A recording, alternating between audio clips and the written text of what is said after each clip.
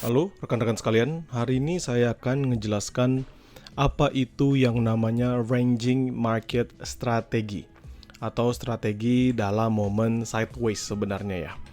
Jadi, kenapa sih kita kok bisa mencari atau menggunakan strategi ini? Atau kenapa sih strategi ini muncul? Simple teman-teman, sebenarnya strategi ini muncul karena banyak trader yang berusaha untuk mengkapitalisasi market ya, mencari keuntungan di market yang sedang bergerak hanya sebatas sideways aja. Jadi kalau kita ngelihat, ini kan pembentukannya sebatas sideways ya. Sideways di atas dan sideways di bawah. Hanya bolak-balik di zone ini saja, dia nggak ada berubah sama sekali. Begitu ya.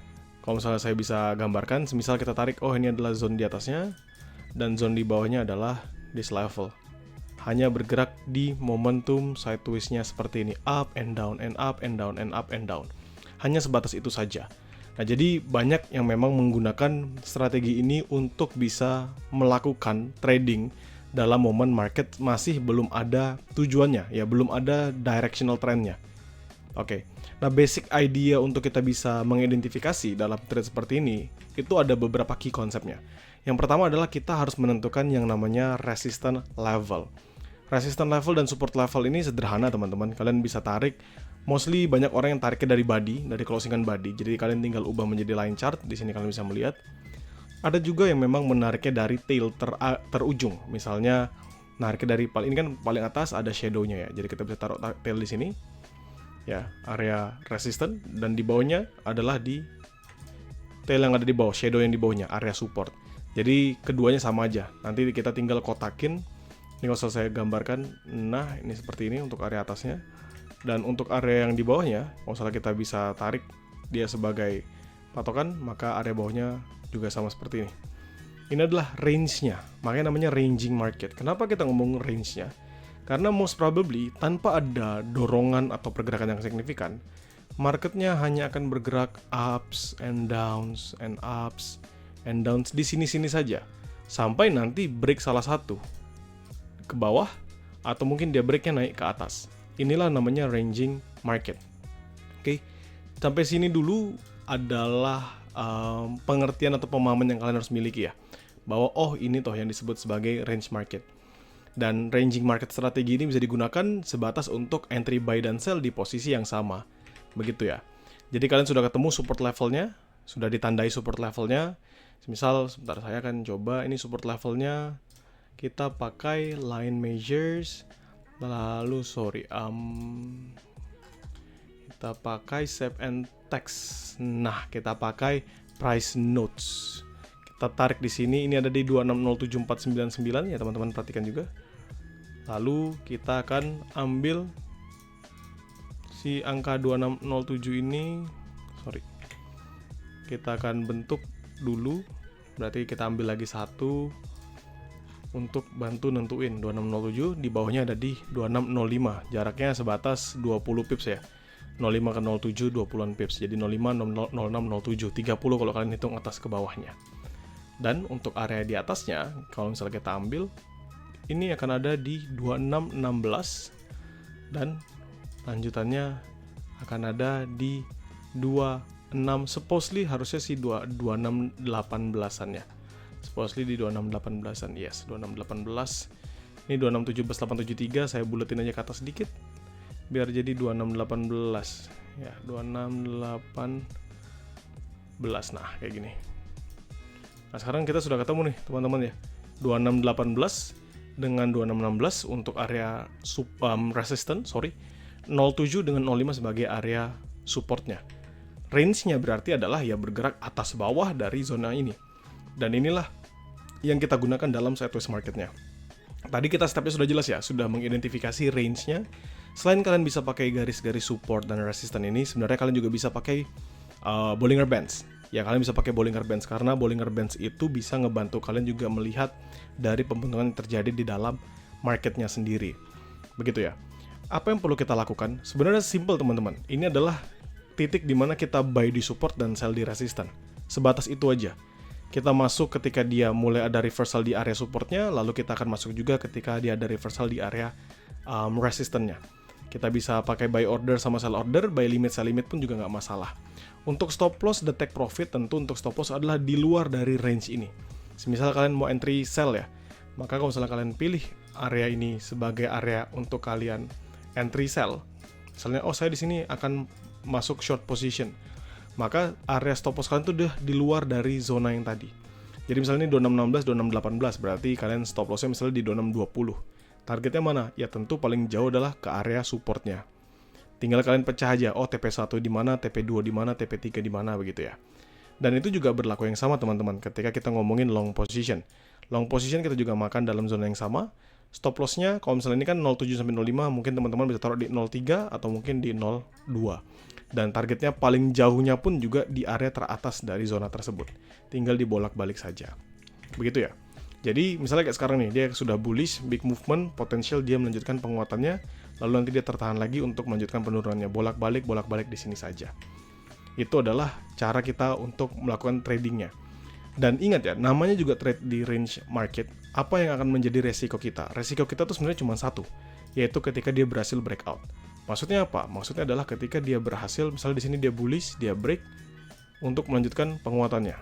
Ini risikonya kita. Sama ketika dia drop ke bawah. Jadi misalnya dia dari atas, teman-teman perhatikan, dia drop signifikan, terus habis itu dia nahan, baru dia berhasil untuk melanjutkan penurunannya. Dia break, dia retest, dia lanjut penurunannya. Ini adalah pembentukan yang terjadi yang menjadi risiko ketika trade di range market. Kenapa? Tentu kalau misalnya teman-teman ingat yang namanya price action, atau misalnya kalian lagi belajar untuk pembentukan dalam market ya, market structure, kalian tahu namanya rally based drop, drop based rally, drop based drop. Nah, ranging market itu adalah si base-nya. Kita tuh lagi trade di pembentukan base-nya. Makanya kita hanya bisa tektokan aja. Selebihnya ya follow with the momentum. Begitu ya. Nah, sekarang pertanyaannya adalah kok bisa sih range trading ini berlaku atau bisa digunakan cara strategi ini? Jawabannya sederhana teman-teman. Bahwa pergerakannya itu memang adanya kebimbangan ya di market ya. Masih akan bergerak oscillated di antara resisten dan supportnya. Selain itu juga ada psikologis di market ya, karena memang market juga masih menunggu nih adanya perubahan yang signifikan atau adanya orderan baru, baik itu dari buy order atau mungkin dari sell ordernya yang mungkin bisa merubah nih tren di dalam pasar yang terjadi. Begitu. Nah, sekarang kita akan coba, misal kita maju di sini. Ini kan dia nge-retest drop, ini berarti kan kita sudah masuk entry buy position ya. Jadi kita masuk long position. Target kita paling atas, nanti kita tinggal TP1, TP2, TP3-nya aja. Misalnya TP1 kita letakkan di area atas ini di 2610, TP2-nya kita di 2613, dan TP terakhir di paling atas ya di 2618. Jadi next, nah ini dia masuk.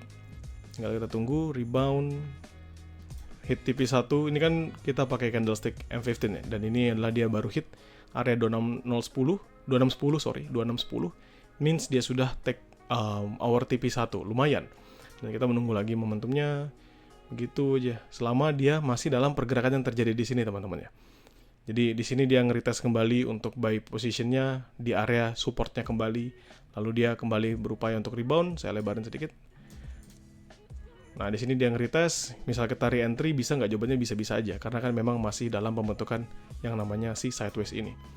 Jadi dia retest, TP2 sudah begitu, dan ini dimasuk dalam sell zone-nya. Kan ini sama aja teman-teman kan. Which is kalau misalnya kita ubah line measure, short position, ini kan sebenarnya masuk juga dalam sell position-nya kita tadi, yang sudah kita bahas di awal. Jadi inilah manfaat dari ranging market sebenarnya. Kita bisa manfaatkan atas dan bawah untuk buy dan sell. Ya, nanti saya akan tunjukkan ke kalian sampai kapan hal ini bisa terjadi, yaitu sampai dia di break. Nah, jadi saya coba percepat, jadi 0,1. Nah, dia retest, dia balik lagi profit, sih retest, drop lagi, ngulang lagi, retest. Nah di sini dia udah drop lagi, hit profit lagi, masih dalam momen sideways-nya. Di sini ada perubahan yang signifikan. Kalian lihat candlestick ini, perubahan yang signifikan. Artinya apa? Artinya sebelumnya ini kan kalian ada ngeliat 2618 ini sebagai area teratasnya kan, yang mempertahankan agar dia tidak di breakout. Ternyata dia berhasil di break. Artinya sudah mulai ada perubahan dalam momentum. Momentum ini, big potentialnya kemana teman-teman? Tentu momentumnya akan mengalami bullish.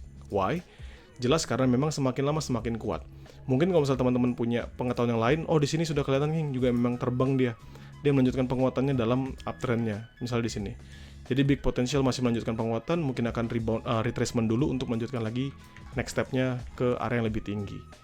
Dan yang pasti adalah ranging market strategi yang tadi kita sudah buat ini, key levelnya dari support dan resistennya sudah berhasil di breakout. Apakah berarti ini masih berlaku? Jawabannya sudah enggak, teman-teman. Tinggal kita reanalyze lagi, kita ulang lagi analisisnya. Gitu. Sebab apa? Sebab pasti market akan membentuk pergerakan baru karena dia berhasil break. Ya, karena dia berhasil break the base-nya, maka next stop akan menjadi rally kalau di sini. Dengan sebelumnya drop, base, ini base yang lama, baru di sini ada nampak akan pembentukan rally. So this is one, market structure adalah drop, base, rally. Gitu. Jadi begitu caranya. Ini cuma penggambaran selanjutnya ya. Tapi kalau misalnya kita ngomongin ranging market strateginya, hanya sebatas dari yang kita sampaikan tadi. Bahwa teman-teman identifikasi dulu key levelnya, support dan resistennya, identifikasi supply and demand-nya. Jadi teman-teman bisa patok tadi yang pakai garis atau misalnya teman-teman pakai dari candle wick-nya begitu. Lalu teman-teman tinggal bolak-balik aja untuk entry. Dan ingat ya, penempatan stop loss dan take profit-nya sudah seperti yang saya gambarkan juga. Stop loss-nya nggak perlu terlalu jauh dari momentum ini. Misalnya teman-teman taruh 0705 ya mungkin 03, 02 itu bisa aja. Why? Karena seandainya dia break dan drop sampai kena stop loss kita, itu kan pertanda sudah ada perubahan dalam momentum. Sama seperti di sini. Sudah ada tanda dalam perubahan momentum. Artinya apa? So big chance-nya yang terjadi adalah dia akan bisa follow with the trend. Ya, sekian dari saya untuk penjelasan ranging market strategi. Semoga membantu buat kalian semua.